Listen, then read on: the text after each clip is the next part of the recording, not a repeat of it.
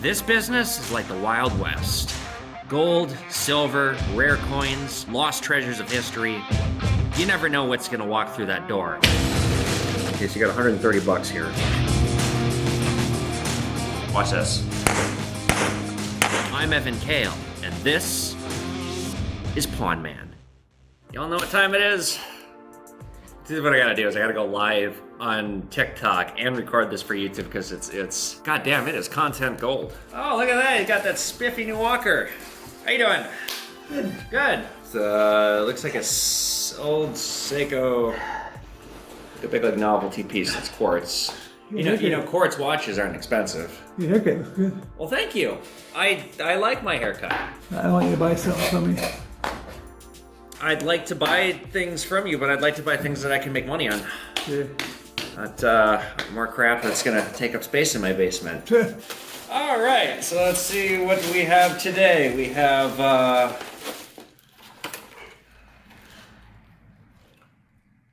battery-operated picture light and a bowl.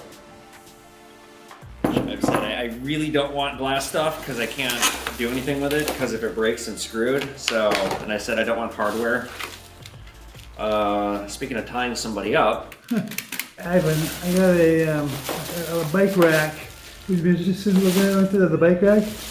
I would not be interested in a bike rack. And then Ivan, I got Okay, I mean this in the nicest way possible. What does it say on the front of my building? It says gold and silver. Yeah. What are these? You're pretty smart, though. I'm smart enough to know that I can't make any money on these, and I think you're smart enough to know that this has never worked. I never fall for this, and I'm never going to. Okay. There's nothing here I want to buy. Okay, trying to make a buck. I know you're trying to make a buck. I'm also trying to make a buck, and if I bought this stuff, I wouldn't make a buck. I'd lose a buck. Thanks for looking. You are welcome. I mean, I see you got a spiffy new walker there. Yeah. Where'd that come from? Walgreens. $110 walker I got for 35 bucks. Well, there you go. See, you know how to wheel and deal. So that stuff that he brought my other guy while I was out. And he's done this before, where he thinks that, oh, Evan's not, I can just trick the other one. We love the con artist here on Pawn Man, don't we, gang? God, I should get like a shirt or something. So I bought these in a remote deal. These are collectible serial numbers. Now, I don't really do much with that. It doesn't really excite me, but these are more expensive than I thought. These are about $150 each. So this is what is known as a radar serial number, meaning the numbers go out like a radar and they come back. 2095, 5902. You see, it's like the inverse of itself. And this one is just a repeater serial number, 2095, 2095. So when I looked at these, I was kind of like, whatever, they're modern notes. How expensive could they be? And then I looked them up and I learned what they are. And boy, wasn't I surprised. I paid 50 bucks on each of these. So this is kind of interesting. TikTok briefly changed, it had like an update and the editing interface for it was completely changed and they had studio mode, but it was like ungodly, unnecessarily complicated. And part of why I like TikTok is I can just throw a video together so easy. It's so easy to edit. You know, it's like ain't broke, don't fix it. And so it looks like TikTok already got rid of that. So I wonder how many people were like, fuck that, because that's what I thought. I've been dreading making a TikTok all day today because it's like, it went from being easy to a headache. I went from being able to shoot and edit a TikTok inside of 10 minutes to like the time length doubled because of the studio mode. So that's good. Okay. Ugly gold, you say? Really ugly. You had this ring for a while? It was my husband's dad's. I can tell it's older. So you don't take those diamonds out? I will probably pop them out, but I'll probably get about $5-10 bucks each on them. Okay. I got a bag in the back of like tiny little diamonds. I sell them to a wholesaler. Or I could keep them. Or you can keep them, yeah. If you want, I can pay you out and melt these rings right now and just give them to you.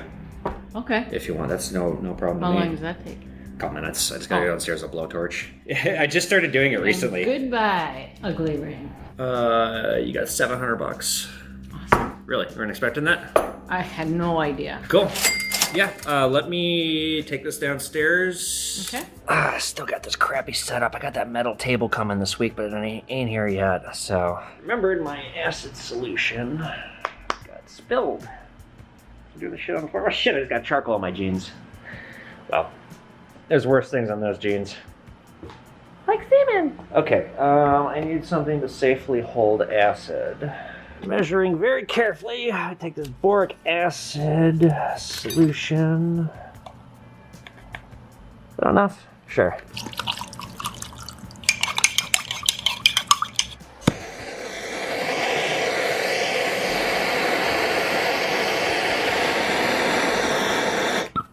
Well, shit. All right. So is that dangerous? No, it's not dangerous unless you're being reckless. Sometimes I can be reckless. No, these are a lot bigger than I thought. Really? Yeah, you can go right up the street to Eloquent Jewelry, tell them I sent you, and they'll probably buy these. I don't know for sure. Perfect. Awesome. All right, so I just got these in. I haven't seen these in a while. These might look familiar. These are notes from the Bank of Syria. This is the Syrian Civil War commemorative. So Assad put this out as like a commemoration of murdering his own people. So I just got a little stack of them here, which is pretty cool. And I want to thank my follower for sending me these. I'm gonna just cover his phone number up, but I imagine he wants some free advertising. Premier Property Solutions. Always there for you.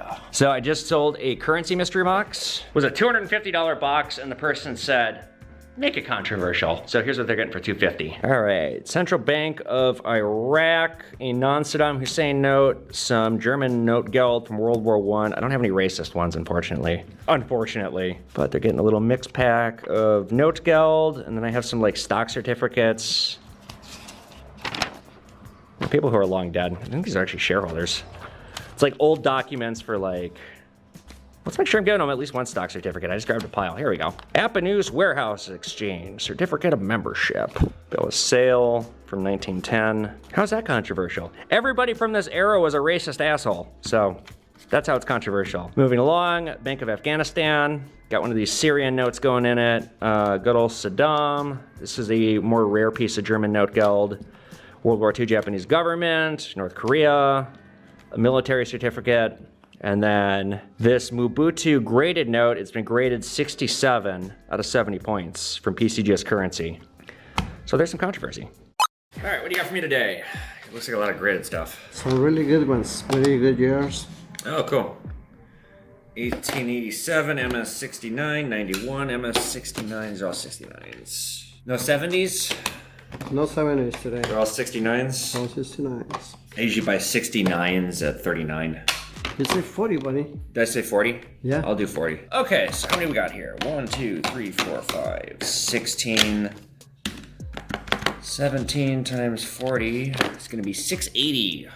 680. Okay. Anything else today? No, just that. Just these? All right, in and out. It does always, not amuse me, but I'm always just like a little perplexed when somebody comes in here and they have to sell stuff because they need the money, but then they want to buy something too. It's like, oh, okay. So we just got a whole mess of graded silver eagles. Most of them are MS69. There's 2 that are gem uncirculated. I did overpay on these. I'll probably get 36 of them. But the rest of these I can get anywhere from 50 to 75 bucks a piece on them. But it's a good case filler. Well, I got myself a bright idea. So ever since I got this 1-800 Mr. Junker, this shirt, nobody's reached out to me for sponsorship at all yet. And for my comedy page, that's not surprising. But for Pawn Man, it's a little surprising. So I'd like to do more of that. And this person sent me, they're not paying me for this, but this gave me an idea to potentially create a vehicle for some sponsorship. So I'm gonna make a TikTok. It's just an informative fact, but I'm gonna say this video is brought to you by, and maybe that'll work. The fact though that I'm gonna share, I'm not gonna show you guys the TikTok. Do you guys know about how bad President Garfield's assassination was? It took him months to die. He was shot in the stomach. They put him into like a hospital in the White House, and then, because they had no concept of medicine really, or like, bacteria and infections, just everyone's fingers digging around his guts, and just it gets hideously infected. He lost like 100 pounds over the span of like, 2-3 months as he's lingering, dying in bed. Had they not put their fingers in him, he probably would have lived, but they just made it worse, and they made his death so painful. I learned about this from the Lions Led by Donkeys podcast. But here's my favorite fact. So he couldn't eat because, food goes in through your mouth, digested in your stomach. There was a bullet in there. They attempted to use a metal detector to find the bullet, which all it did was like, hey, there's a bullet. Okay, we knew that. They had x-rays. For some reason, they didn't use x-rays to figure out where exactly the bullet was. But he couldn't eat after the infection got so bad. So his doctor, this quack, who's like single-handedly killing him by sticking his fingers in him, thinks, oh, well, if you eat with your mouth, it goes through your stomach, it comes out your butt. But maybe we could put food up your butt, and then that's an alternative way to eat, right? Let's try it. So he concocted a recipe. You can actually find the recipe. He wrote it down. It's like ground up like beef with like opioids and like other shit. And he put it up his ass. The President Garfield butt chugged meat. And then he died. Not long after. I don't make a TikTok about that, but that very interesting fact about President Garfield's death is brought to you by 1-800 Mr. Junker. If you've got junk, they'll remove it. So this is a Afghani banknote, 500 Afghanis from 1990, right before the Civil War in Afghanistan was started in 92. I've already got this piece sold, but let's quickly talk about it because this is, I think, a really good looking note.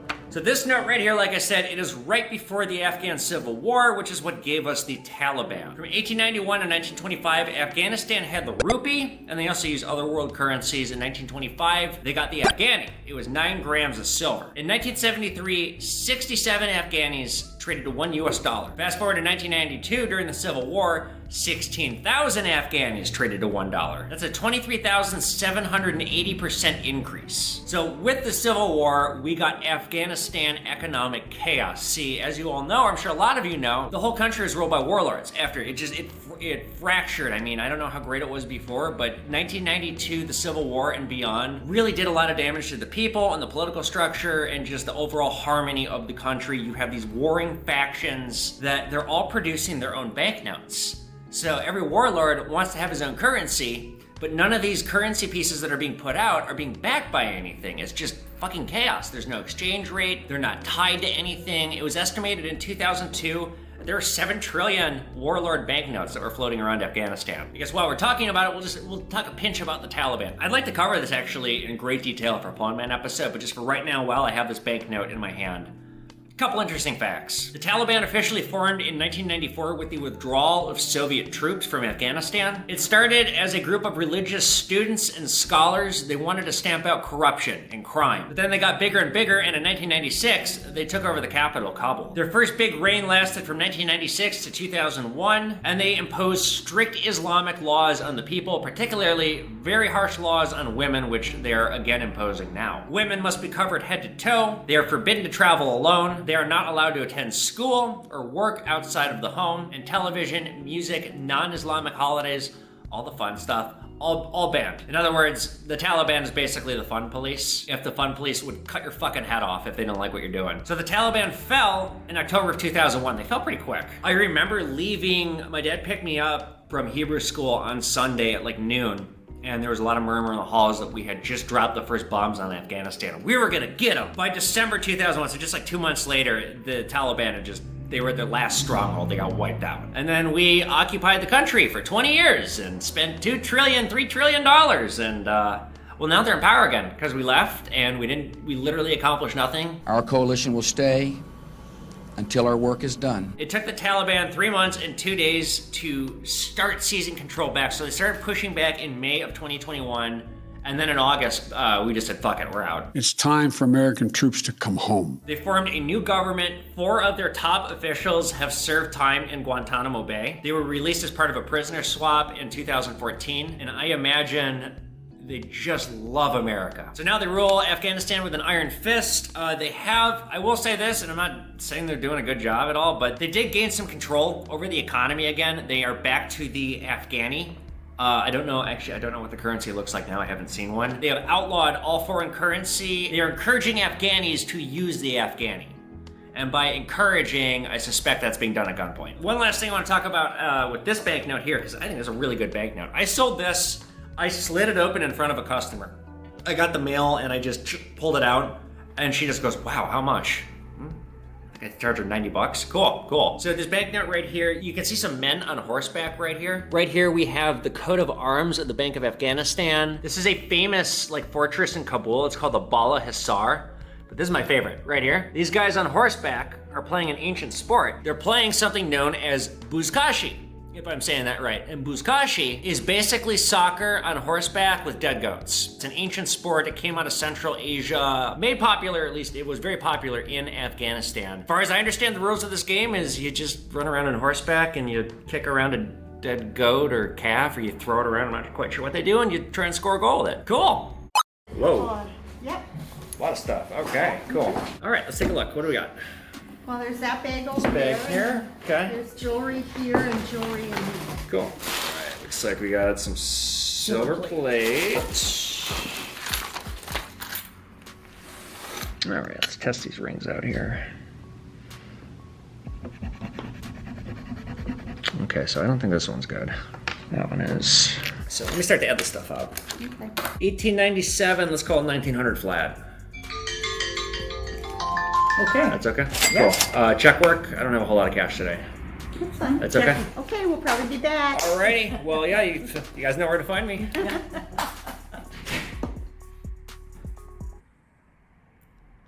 That deal took almost an hour and a half. I shut that off after 10 minutes because I could see that this was gonna take a long time. But let me show you what all is in front of me. A lot of stuff. Like I said, this is gonna keep my jewelry person busy. This is all really good quality sterling silver. I paid 15 an ounce on it because the markets are down. I'm gonna get 2-3 times melt on this stuff at least. Like I said, just some beautiful stuff in here. But a lot for her to go through.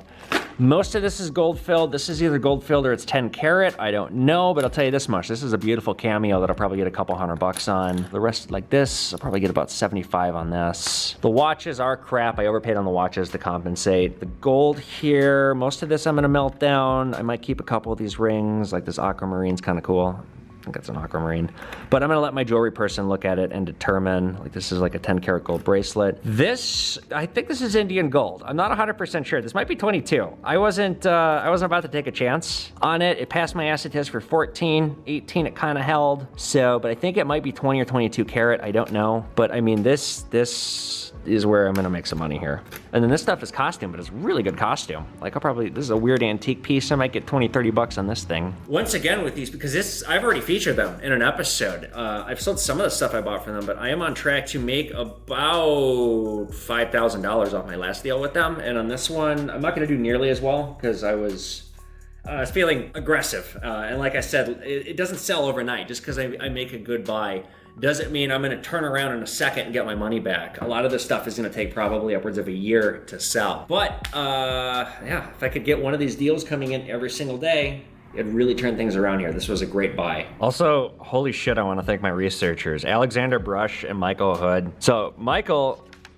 Jesus Christ, he gives me so many details on stuff. This is the monologue that we're about to do for the episode on the Oneida called. And this is my script that I'm gonna be reading for the monologue. So this is what Alexander does for me. He just writes a full script and I read it and I ad lib and add things to it. But then I had them work together and I asked him, I might just do this going forward. This is all the nitty gritty background information. So, and like when I ask Michael at least to do TikToks for me, like for research, this is the level of detail he gives me. He's doing such a tremendous job. So Michael, thank you, thank you, thank you.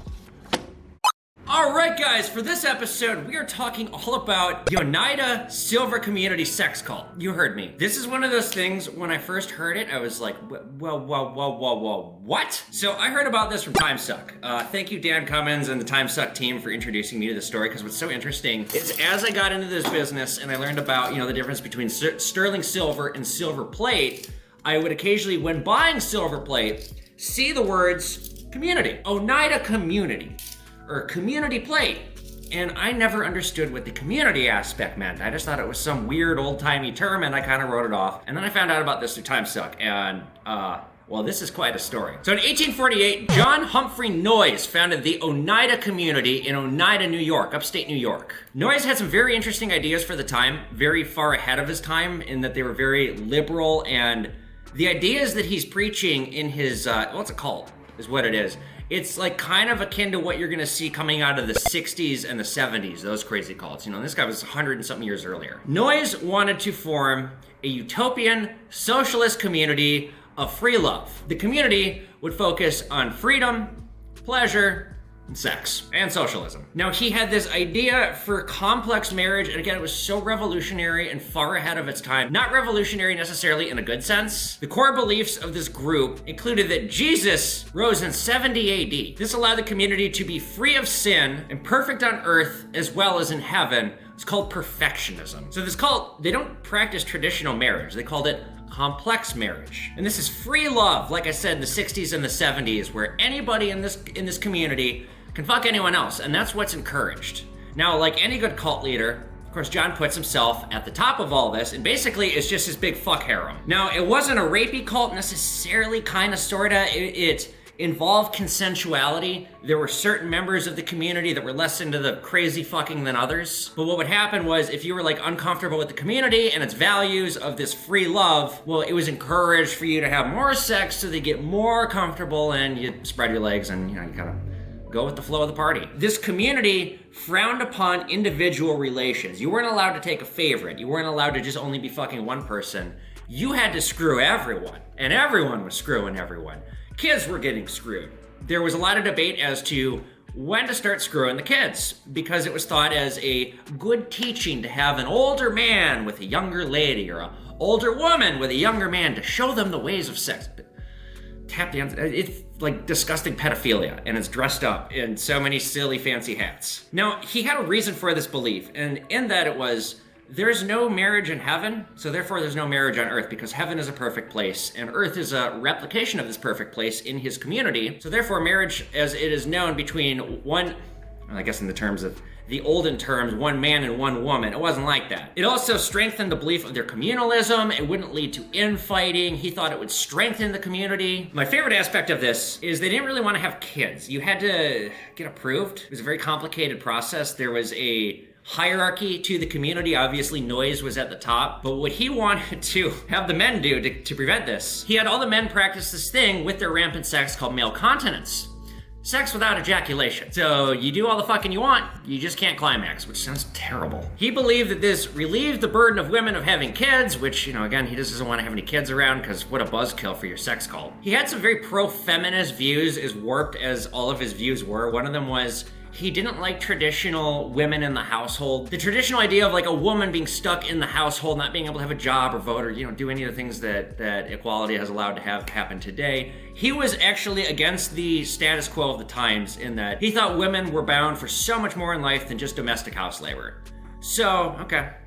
You know, I guess a broken clock is right twice a day. He encouraged women to wear pants, cut their hair, and work outside the house. Now, children did occur in this cult, because you can't have a community if you don't reproduce, but the kids that they had were not allowed to be with their parents. The whole community raised them. You couldn't have favorites, you couldn't have a stronger relationship with one person than everyone else, because it's sex communism. Everyone's like an equal playing field, and nobody can have one person over another. If he would see relationships forming, he would do all he could to stop it. And like I said, kids, when they were born, were raised by the entire community, not by their parents. So Noyes would actually either, you'd have to like get approval, or he would just select you to have kids. But of course, you know, this is not a place for kids. It's molestation, it's pedophilia, started at age 12. So the boys were groomed, taught to raped by women over 40 to prevent pregnancy, and vice versa for girls and older men. Now, if you think, boy, how did they tolerate that back then when we fucking don't tolerate that shit now? They did. This led to charges of child molestation being brought to Noyes. So in 1879, he gets wind that he is gonna get arrested for statutory rape at the very least, and he flees to Canada.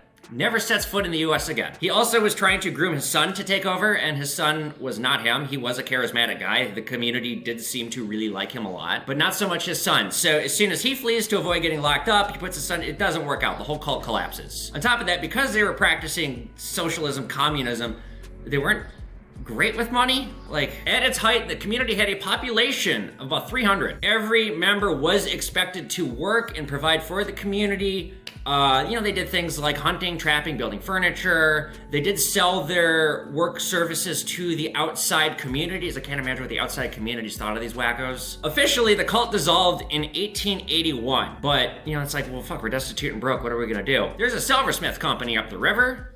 They seem to be doing well. Why don't we try that? That's actually like how the Oneida Silver Company got started. In 1881, with the dissolution of the cult, the community converts to a joint stock company. They eventually become the Oneida Silver Company, and they capitalize upon a new market in the 1890s, and that market is plated silverware. You see, not everybody could afford sterling silver, so this was a nice step close. This was something to make people feel like epitome of middle class back then was what this was. And this company explodes. This idea is novel and it just takes off. By the 1920s, they're a massive company, one of the biggest in the world for silverware. In fact, they had a deal with American Airlines that ended after 9/11. They used to have their silverware partnered with the airlines served on flights. And then, obviously, box cutters taking off, not landing. We can't have silverware in planes anymore. But actually, 9/11 really hurt them a lot. They made a lot of money off of this contract. In 2006, they filed for bankruptcy, and it's been bought and sold a handful of times. The boom years of the company were from 1925 to 1942, 3, 4, 5 during World War II.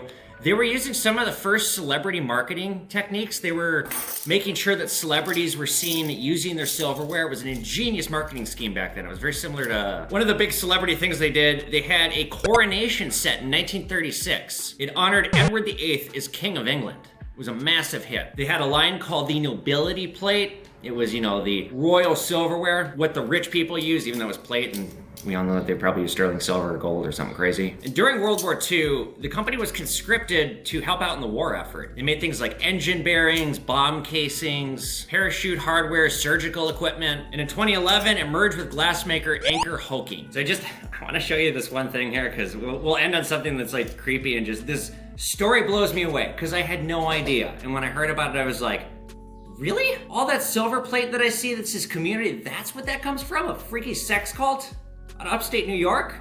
Headed by some crazy Bible nut? So, yeah, after hearing that story, I think this kind of speaks for itself. We're getting molested! We're getting molested! Hooray, hooray! We don't know who our parents are! I am kind of skimming the surface of this story, you guys. There's a lot of detail to go over here. The Time Suck episode is like 2.5 hours. I would strongly recommend listening to it if you're interested in this, and all the other Time Sucks. It's one of my favorite podcasts. As far as a complete set of like vintage Oneida, if you have something that's like super, super old from like 1900 and earlier, back in the early days of the company, that could be worth some collectability. For the most part, when I see these silver plate sets, they're garbage. I melt them down. I get $1 a pound, I sell it for 2 to 3. And that, dear viewers, is the story of how your gram of silver comes from a freaky sex cult. And that's the magic of statutory rape.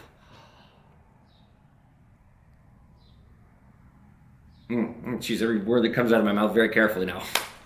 Alright guys, well just like that, it is the end of the day and the end of the episode. If you guys like this video, be sure you give it a thumbs up, hit that notification button so you guys know new episodes of Pawn Man are coming out. Please become a Pawn Man Patreon. I could use all the help I could get with the show. I want to get better equipment. Buy my books on Amazon, subscribe to me on social media, at Evan Kale, at Pawn Man. I'll see you guys back here for another episode of Pawn Man. Later guys.